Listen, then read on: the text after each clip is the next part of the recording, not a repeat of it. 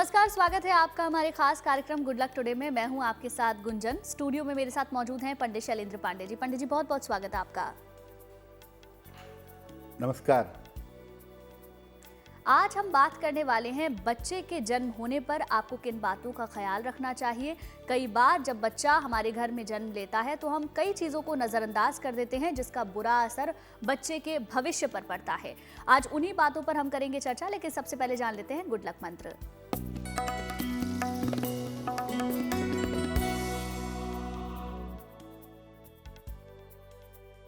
अगर आपका कोई वैवाहिक मुकदमा चल रहा हो, आप स्त्री हों या पुरुष हों और उस मुकदमे से छुटकारा चाहते हों, तो हर मंगलवार को हनुमान जी के मंदिर जाएं और हनुमान जी को मीठा पान अर्पित करें।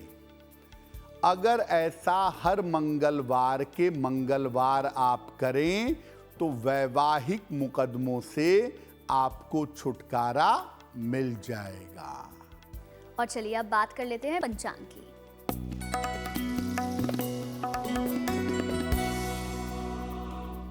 दिनांक 11 फरवरी 2025, दिन मंगलवार। तिथि है माघ शुक्ल पक्ष की चतुर्दशी तिथि, शाम के 6:55 तक। नक्षत्र है पुष्य नक्षत्र, शाम के 6:34 तक। चंद्रमा कर्क राशि में संचरण कर रहे हैं।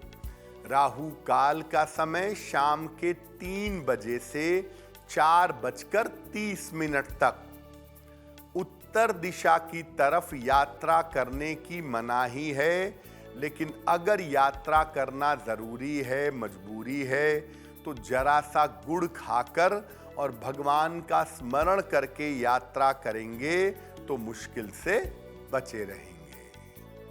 सबसे पहले ये जानना चाहेंगे पंडित जी, बच्चे के जन्म के समय किन बातों का हमें ध्यान रखें। जो टाइमिंग है जिस पर बच्चा पैदा हुआ है, वो वक्त कितना मायने रखता है, इसके बारे में बताएं। जी देखिए, आज हम ये बात कर रहे हैं कि जब घर में कोई नवजात आता है, बेटा जन्म लेता है या बेटी जन्म लेती है, तो एक नए जीवन का सृजन होता है, एक नया जीवन शुरू होता है। उसमें बहुत सारी बातों का ध्यान अगर बच्चे के जन्म लेने पर आप करें तो बच्चे का जीवन बेहतर हो सकता है। सबसे महत्वपूर्ण बात है बच्चे के जन्म का समय। किस समय आपके बच्चे ने जन्म लिया है, ये बहुत इंपॉर्टेंट है। देखिए, सामान्य स्थितियों में किसी बच्चे के जन्म का समय आप डिसाइड नहीं कर सकते। सामान्यतः ऐसा संभव नहीं है। लेकिन अब क्या होता है कि जिन महिलाओं को सर्जरी करानी होती है, वो कभी कभी ज्योतिषियों से सलाह लेती हैं टाइम और डेट के लिए। तो अगर ऐसा अवसर है आपके पास तो सोच समझकर समय का चुनाव करना चाहिए।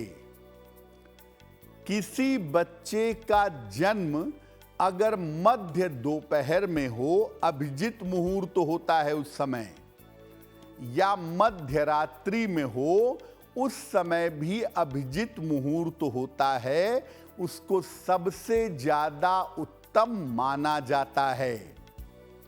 जब सूर्य अस्त हो रहा हो, उस समय का जन्म बच्चे के लिए कदापि अच्छा नहीं होता।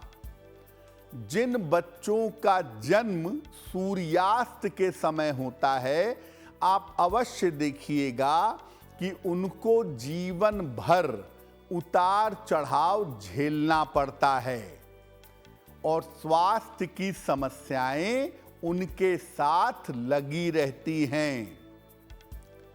जब सूर्यास्त का जन्म होगा तो सूर्य आ जाएगा सप्तम भाव में। सप्तम सप्तम भाव काल पुरुष की तुला राशि है और वहां पर सूर्य सर्वाधिक कमजोर होता है। इसीलिए अब आपके हाथ में देखिए ज्यादा कुछ होता नहीं है। अब बच्चे का जन्म ही अगर सूर्यास्त के समय हो गया तो आप कुछ नहीं कर सकते, लेकिन अगर आप टाइम डिसाइड कर रहे हैं तो सूर्यास्त के समय से आपको बचना जरूर चाहिए। चलिए अब बात दैनिक भाग्यफल की भी कर लेते हैं। तो सबसे पहले जानते हैं मेष, वृष और मिथुन राशि का दैनिक भाग्यफल।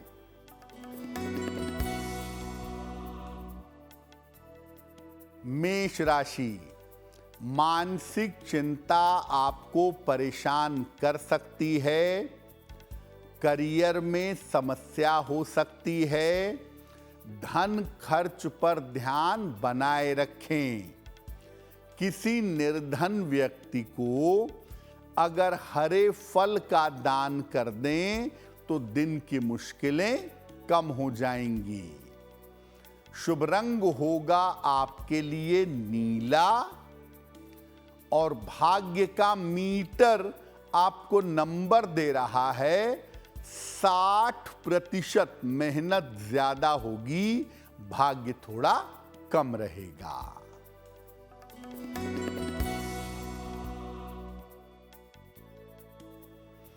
वृषभ राशि, खूब दौड़ भाग आपको करनी पड़ेगी। धन लाभ के योग आपके लिए बन रहे हैं। रिश्तों की समस्या आपकी हल होगी। खाने पीने की वस्तु का दान कर दें तो दिन बेहतर होगा। शुभ रंग होगा आपके लिए आसमानी और भाग्य का मीटर आपको नंबर दे रहा है 75%। उत्तम भाग्य आपके साथ बना हुआ है।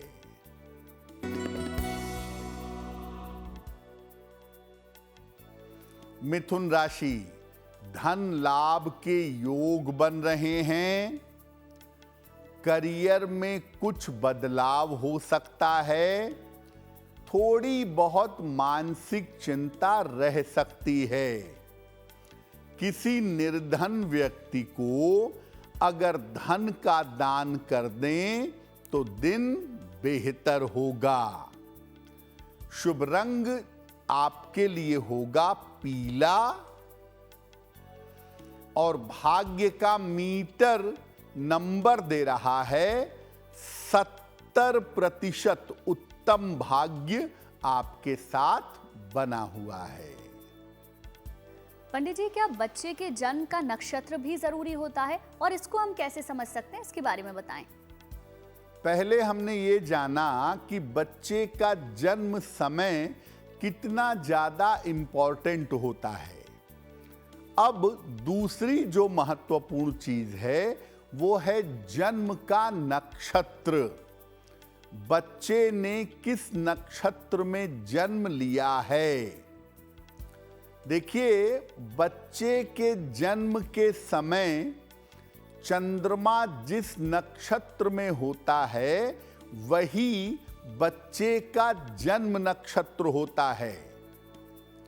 मान लिया बच्चे के जन्म के समय चंद्रमा शतभिषा नक्षत्र में था तो बच्चे का जन्म नक्षत्र होगा शतभिषा। अगर बच्चे का जन्म मूल नक्षत्र में हुआ है, अश्विनी में हुआ, अश्लेषा में हुआ, मघा में हुआ, ज्येष्ठा में हुआ, मूल में हुआ या रेवती में हुआ, 6 मूल संज्ञक नक्षत्र हैं। अगर इसमें किसी में भी जन्म हुआ है तो विशेष सावधानी रखनी होगी। मूल नक्षत्र में होने पर बच्चे का स्वास्थ्य सेंसिटिव हो जाएगा और अगर ध्यान न दिया जाए तो आगे चल करके उसके मानसिक स्थिति में समस्या आ सकती है। ऐसी स्थिति में तुरंत जन्म लेने के 27 दिन बाद वही नक्षत्र आता है, तुरंत उस मूल नक्षत्र की शांति करवानी चाहिए। बहुत सारे माता पिता बचपन में इस बात का ध्यान नहीं देते कि बच्चे का जन्म मूल नक्षत्र में हुआ है और वो उसकी शांति नहीं कराते। आगे चल करके बच्चे के स्वास्थ्य पर और उसकी मानसिक स्थिति पर इसका बुरा प्रभाव पड़ता है। तो जब आपको पता चल जाए, पूरे विधि विधान से मूल नक्षत्र की शांति करवाइए, नहीं तो ये आपके बच्चे के स्वास्थ्य को और उसकी मानसिक स्थिति को समय समय पर खराब करता रहेगा। चलिए आगे की 3 राशियों के बारे में जानेंगे। कर्क, सिंह और कन्या राशि का दैनिक भाग्यफल क्या कहता है।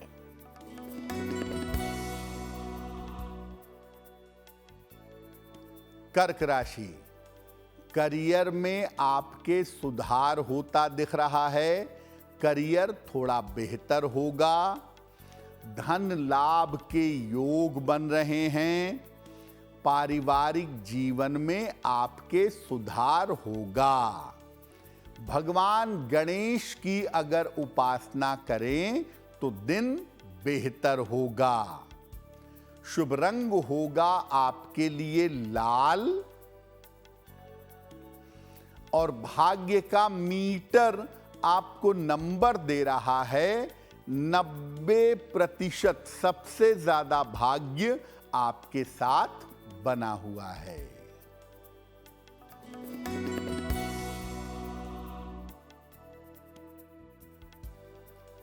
सिंह राशि, स्वास्थ्य का अभी भी ध्यान रखें। करियर में लापरवाही न करें। वाहन सावधानी से चलाएंगे।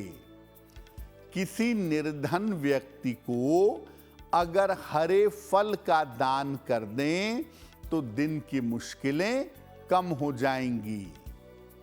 शुभ रंग होगा आपके लिए क्रीम और भाग्य का मीटर आपको नंबर दे रहा है 60%। मेहनत ज्यादा होगी, भाग्य थोड़ा कम रहेगा।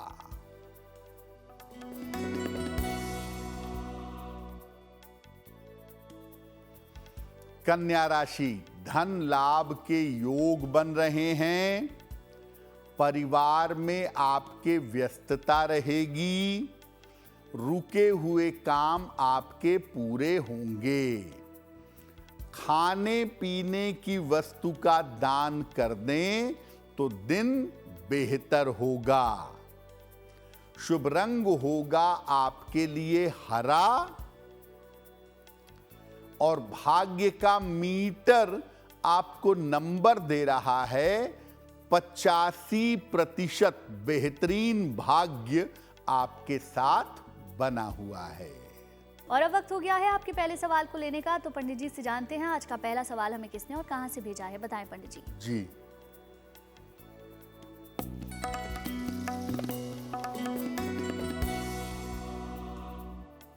आज का पहला प्रश्न मैं लूं, उससे पहले आपसे निवेदन कर दूं कि आप हमें बहुत सारे महत्वपूर्ण प्रश्न भेजते हैं जिनका उत्तर देना बहुत जरूरी होता है, लेकिन आप उसमें जन्म की तारीख, जन्म का समय, जन्म का स्थान ठीक से नहीं लिखते। तारीख और समय लिख देते हैं, स्थान नहीं लिखते, या तारीख लिख देते हैं, जन्म का समय और स्थान नहीं लिखते। तो देखिए, अगर आप चाहते हैं कि हम आपके प्रश्नों का उत्तर दें तो आप अपनी जन्म की तारीख, जन्म का समय, जन्म का स्थान ठीक से लिखिए और ठीक से अपना प्रश्न लिखिए। हम पूरी कोशिश करते हैं कि जो महत्वपूर्ण प्रश्न हैं आपके, उनके उत्तर जरूर दिए जाएं। आज का पहला प्रश्न मोहन श्याम शर्मा जी ने हमें लिखा है। मथुरा से लिखते हैं, 19 नवंबर 2003 का जन्म है। दोपहर के 12:30, कोसी कला, मथुरा। ये कह रहे हैं कि मैं बीटेक कर रहा हूं और गेट की तैयारी भी कर रहा हूं। क्या मुझे गेट की परीक्षा में सफलता मिलेगी? मोहन जी, आपकी कुंडली के हिसाब से अभी उसमें लगभग 2 वर्षों का समय लगेगा। 2026 में अगर आप गेट की परीक्षा देते हैं तो उसमें आपके सफलता की संभावनाएं अच्छी हैं।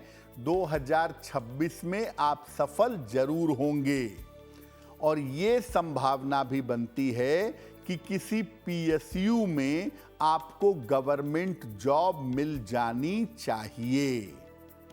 सिर्फ आपको अपनी एकाग्रता बढ़ाने का प्रयत्न करना होगा और इसके लिए एक पन्ना बनवा करके पहन लें।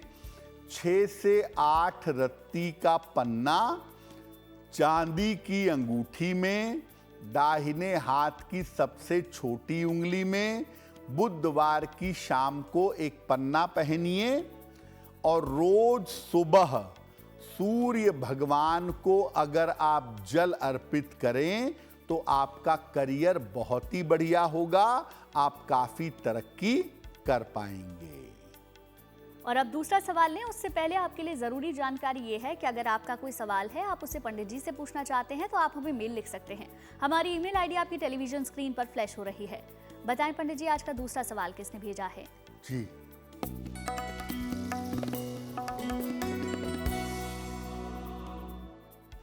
आज का दूसरा प्रश्न देवेश गुप्ता ने हमें लिखा है। लखनऊ से लिखते हैं देवेश जी। 24 अगस्त 1993 का जन्म है। 12:20 AM लखनऊ।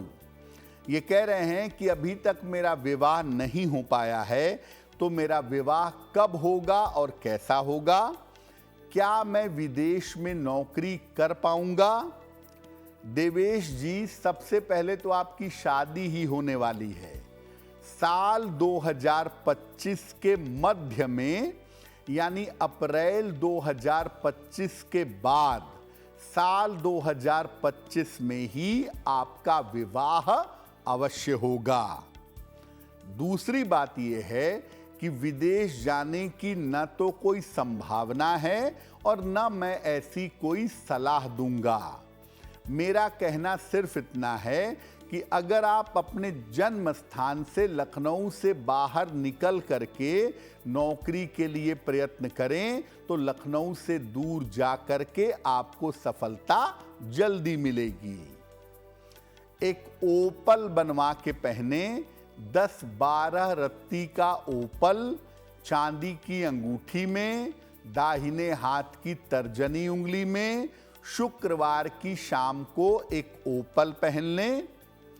रोज सुबह और रोज शाम एक बार हनुमान चालीसा का पाठ करें ताकि किसी भी तरह की दुर्घटना से या किसी भी तरह के स्वास्थ्य की समस्या से आप बच सकें। पंडित जी, बच्चे का चंद्रमा कितना ज्यादा महत्वपूर्ण होता है और इस पर कैसे विचार करें, इसके बारे में बताएं। तो देखिए, बच्चे के जन्म का समय बहुत महत्वपूर्ण है। बच्चे के जन्म का नक्षत्र बहुत महत्वपूर्ण है और बच्चे का चंद्रमा भी बड़ा महत्वपूर्ण है, बहुत इंपॉर्टेंट है। क्योंकि किसी भी बच्चे का जो एक्चुअल बचपन है वो चंद्रमा के प्रभाव में ही बीतता है। बच्चे के चंद्रमा से बचपन में उसका आयु का मामला, उसकी उम्र कितनी होगी और उसका स्वास्थ्य बचपन में कैसा रहेगा, ये निर्धारित होता है। अगर चंद्रमा खराब स्थानों में है, 6, 8, 12 में है, तो बच्चे को शुभ परिणाम नहीं देगा।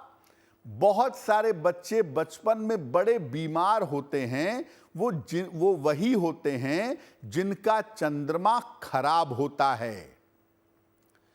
अगर चंद्रमा बालारिष्ट योग बना रहा है, 6, 8, 12 में है, पाप ग्रहों से प्रभावित है, बच्चे के केंद्र में शुभ ग्रह नहीं है, तो ये बच्चे की आयु के लिए खतरनाक हो सकता है। इसीलिए अगर बच्चे की कुंडली में बालारिष्ट योग होता है तो माता पिता तुरंत सतर्क होकर के उसके उपाय करते हैं। तो जैसे ही बच्चे का जन्म हो चंद्रमा पर जरूर विचार करिए। और ऐसे में अगर बालारिष्ट है बच्चे की कुंडली में, उम्र के 8 वर्ष तक उसकी आयु पे घनघोर संकट है, तो बच्चे की आयु रक्षा और स्वास्थ्य के लिए माता पिता को तुरंत उपाय करना चाहिए। देखिए, मैं ये नहीं कहूँगा कि बच्चा पैदा हो तो आप कुंडली बनवा के ये पूछने लगिए कि उसकी शादी कब होगी या वो क्या करेगा। ये सब 12 साल के बाद सोचिएगा। लेकिन इतना जरूर देख लीजिए या इतना किसी विद्वान ज्योतिषी से जरूर दिखवा लीजिए कि मेरे बच्चे का जन्म हो गया है। इसके लिए पहले 8 साल में कोई संकट तो नहीं है, क्योंकि ज़्यादातर जो बालारिष्ट का संकट होता है वो पहले 8 साल में होता है।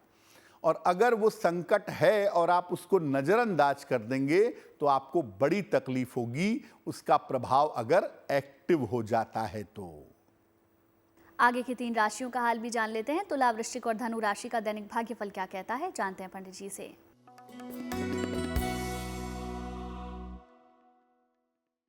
तुला राशि, काम की स्थिति में आपके थोड़ा सा बेटरमेंट, सुधार होता दिख रहा है। धन लाभ के योग बन रहे हैं। संपत्ति का लाभ भी हो सकता है। किसी निर्धन व्यक्ति को अगर धन का दान कर दें तो दिन बेहतर होगा। शुभ रंग होगा आपका सफेद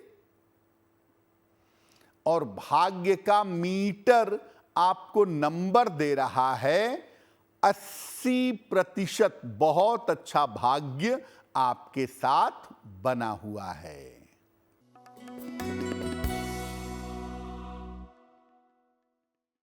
वृश्चिक राशि, चिंताएं कम होती जाएंगी। करियर में सफलता मिलेगी। व्यर्थ की दौड़ भाग आपकी रह सकती है। भगवान गणेश की अगर उपासना करें तो दिन बेहतर होगा। शुभ रंग होगा आपके लिए लाल और भाग्य का मीटर आपको नंबर दे रहा है 70%। मध्यम भाग्य आपके साथ बना हुआ है।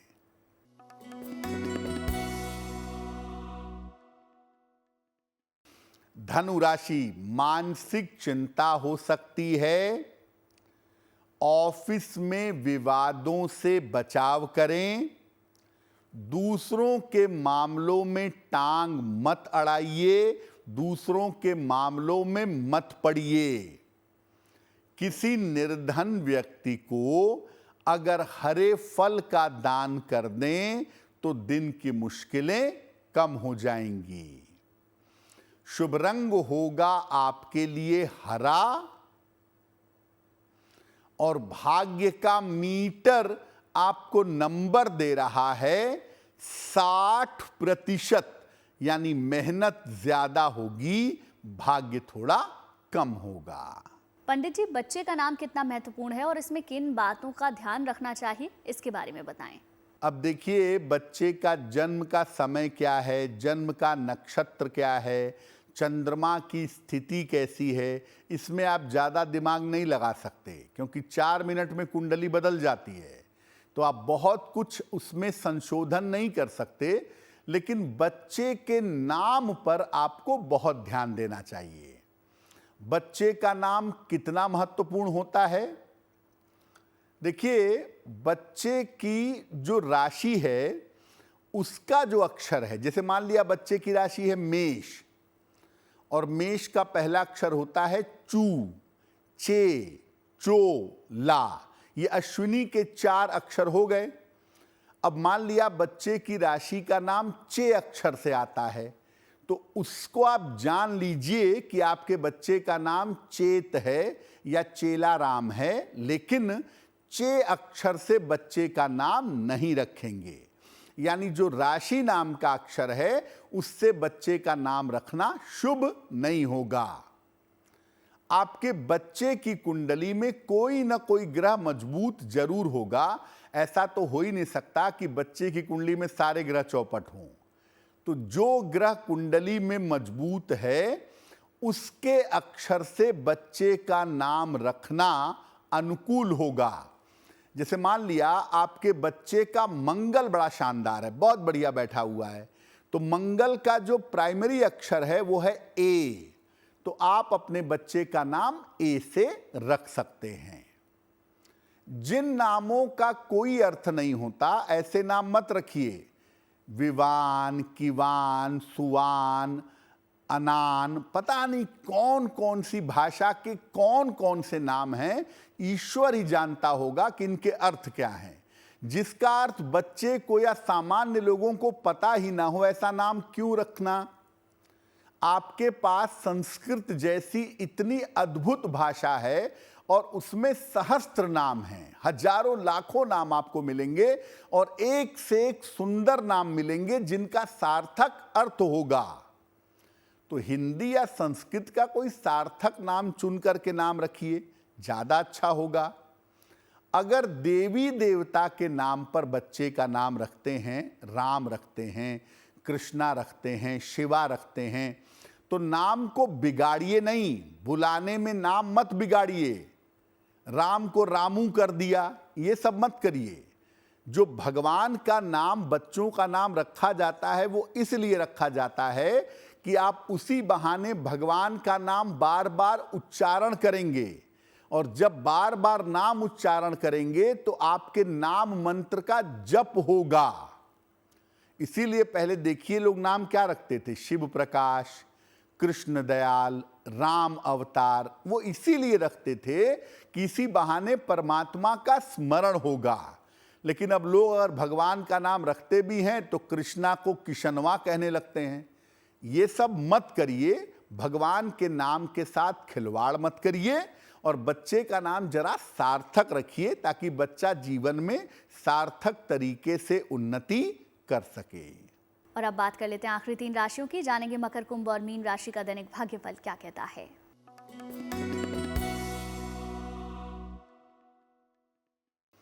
मकर राशि, स्वास्थ्य अच्छा होता जाएगा। सेहत को लेके जो परेशानियां थीं वो कम होंगी आपकी।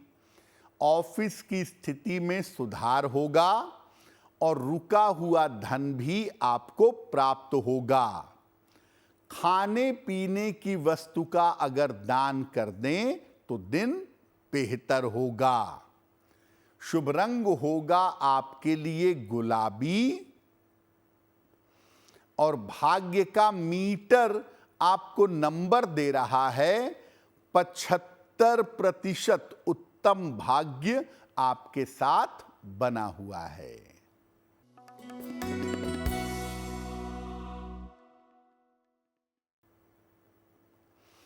कुंभ राशि, स्वास्थ्य में सुधार होगा। आर्थिक स्थिति अच्छी रहेगी। करियर में सफलता मिलेगी। किसी निर्धन व्यक्ति को अगर धन का दान कर दें तो दिन बेहतर होगा। शुभ रंग होगा आपके लिए नारंगी और भाग्य का मीटर आपको नंबर दे रहा है 75% उत्तम भाग्य आपके साथ बना हुआ है।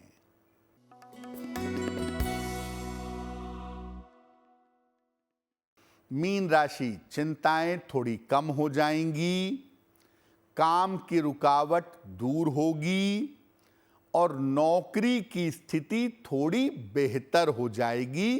प्रेशर कम हो जाएगा। भगवान गणेश की अगर उपासना करें तो दिन बेहतर होगा। शुभ रंग होगा आपके लिए पीला और भाग्य का मीटर आपको नंबर दे रहा है 70% मध्यम भाग्य आपके साथ बना हुआ है। वक्त हो गया है आपके तीसरे सवाल को लेने का, तो पंडित जी से जानते हैं आज का तीसरा सवाल हमें किसने और कहां से भेजा है। बताएं पंडित जी। जी,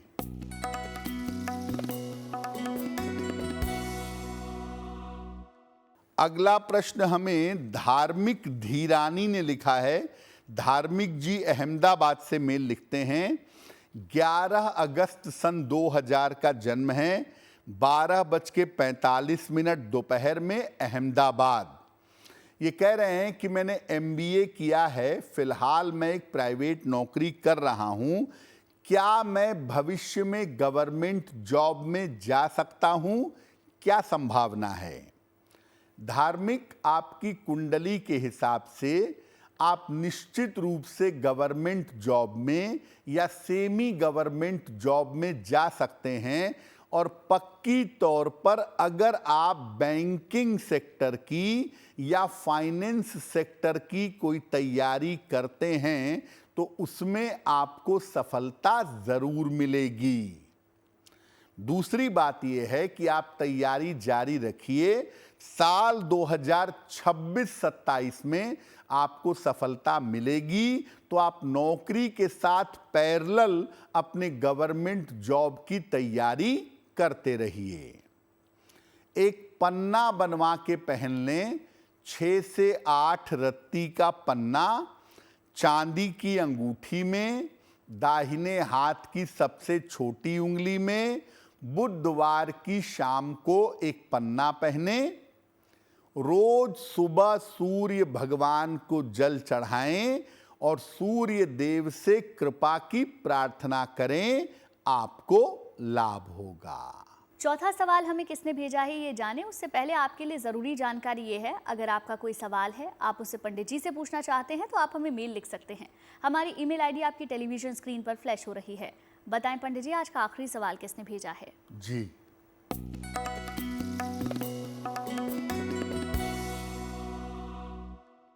आज का अंतिम प्रश्न आकांक्षा जायसवाल ने हमें लिखा है। प्रयागराज से लिखती हैं, 10 सितंबर 1999 का जन्म है, 2:35 दोपहर में प्रयागराज। ये पूछ रही हैं मेरा विवाह कब होगा, कैसा होगा। मैं एक नौकरी करती थी, मेरी नौकरी छूट गई है, तो मुझे दूसरी नौकरी कब मिलेगी।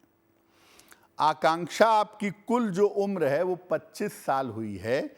जब आप 27 साल पूरे करेंगी 2026 में, सितंबर में, तो 2026 के अंत में आपका विवाह हो जाएगा, लेकिन बिना कुंडली मिलाए विवाह मत करिएगा। दूसरी बात यह है कि आप जो छोटी सी प्राइवेट नौकरी कर रही थी, लगभग वैसी ही एक नौकरी आपको दिसंबर के महीने में मिल जाएगी।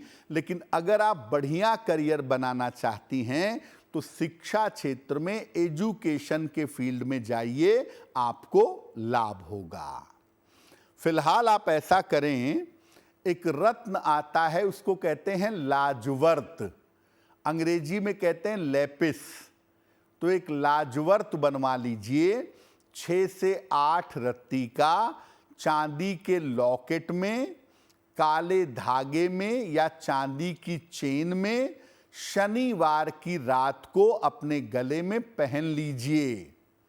रोज शाम को 108 बार ओम शं शनैश्चराय नमः इस मंत्र का जप करिए, आपको लाभ अवश्य होगा। और चलिए अब बात उनकी करते हैं जिनका जन्मदिन है, उनका ये पूरा साल कैसा रहेगा, जानते हैं पंडित जी से।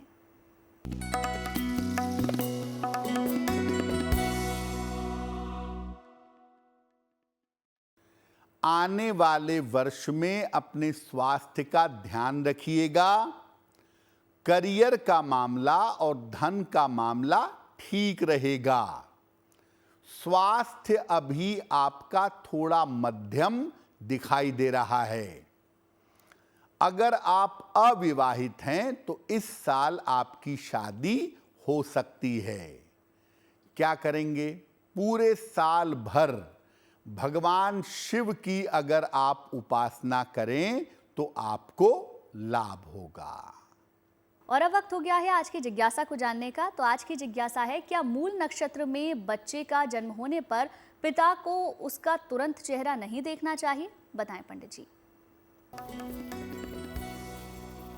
आज की जिज्ञासा बड़ी महत्वपूर्ण है। बहुत सारे लोग ऐसा कहते हैं कि मूल नक्षत्र में अगर बच्चे का जन्म हो तो जब तक मूल नक्षत्र की शांति ना हो जाए 27 दिन तक, तब तक पिता को उसका चेहरा नहीं देखना चाहिए। क्या यह सच है? देखिए, कुल मिला के 6 मूल नक्षत्र हैं: अश्विनी, अश्लेषा, मघा, ज्येष्ठा, मूल और रेवती। हर नक्षत्र में ये बात लागू नहीं होती। ज्यादातर अश्विनी नक्षत्र में और अश्लेषा नक्षत्र के साथ ये बात लागू हो सकती है, लेकिन ऐसी स्थिति में अगर अश्विनी या श्लेषा में बच्चे का जन्म है तो पिता विशेष उपाय करके अपने बच्चे का मुख पहले भी देख सकते हैं। ज्यादातर अश्विनी अश्लेषा में ऐसा कहा जाता है, बाकी मूल नक्षत्रों में पिता वाला फैक्टर इतना इंपॉर्टेंट नहीं होता। और अब बात कर लेते हैं कि शुभ पहर की। बात करते हैं शुभ पहर की। शुभ पहर का समय होगा शाम को 7:30 से रात के 9 बजे तक।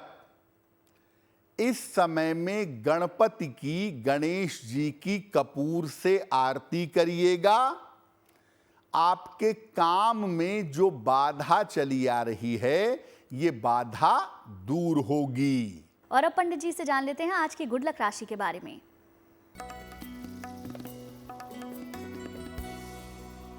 हम आपको बता रहे हैं कि अलग अलग राशि के लोगों के लिए कौन सी धातु सूटेबल होगी, लाभकारी होगी।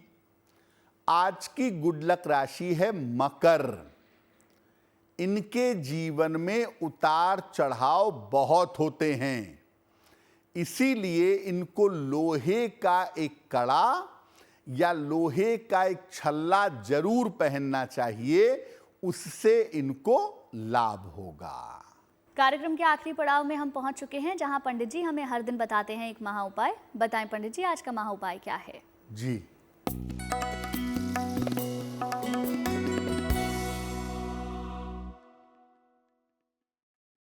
आज के महा उपाय में आपको बताते हैं कि अगर आपको बार बार अपने मित्रों से धोखा मिलता हो तो आप क्या करेंगे?